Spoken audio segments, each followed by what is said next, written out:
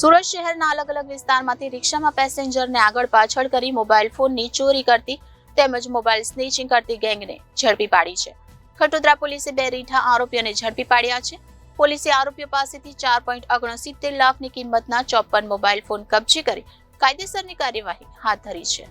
સુરતમાં રિક્ષામાં મુસાફરોને આગળ પાછળ કરી મોબાઈલ ચોરી કરનાર ઝડપાયો છે.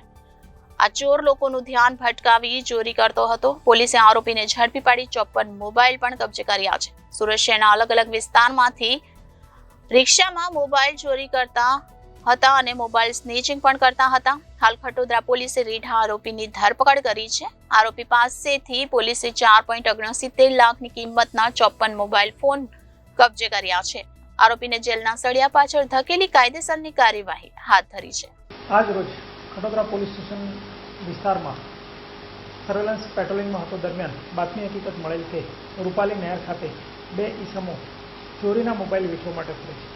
જે બાબતે ખટોદરા પોલીસે સ્થળ પર જઈ તહેકીકાત કરતા 2 માણસ મળી આવેલા બાતમી મુજબ, જેમનું નામ અનિલ સેંદોણે તથા શૈલેષ શંકરલાલ નાઓનું જણાવેલ, તેમની અંગઝડતીમાંથી કુલે 3+2 એ રીતે 5 મોબાઈલ મળી આવે.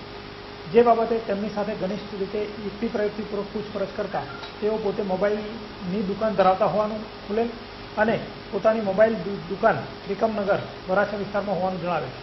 જેથી પોલીસે ત્યાં જઈ તપાસ કરતા તેમની દુકાનમાંથી 49 મોબાઈલ મળેલા, જેમાં કુલ્લે 54 મોબાઈલ મળી આવેલા, જેની કિંમત 4,69,000 રૂપિયા જેવી થવા જાય છે.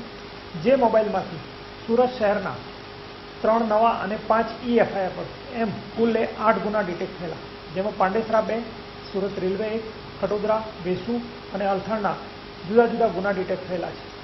જે આધારે તેઓની ધરપકડ કરવામાં આવેલ છે અને ત્યારબાદ તેમને રિમાન્ડ લેવામાં આવનાર છે. Reporter Arvind Rathod, Janadesh news, Surat.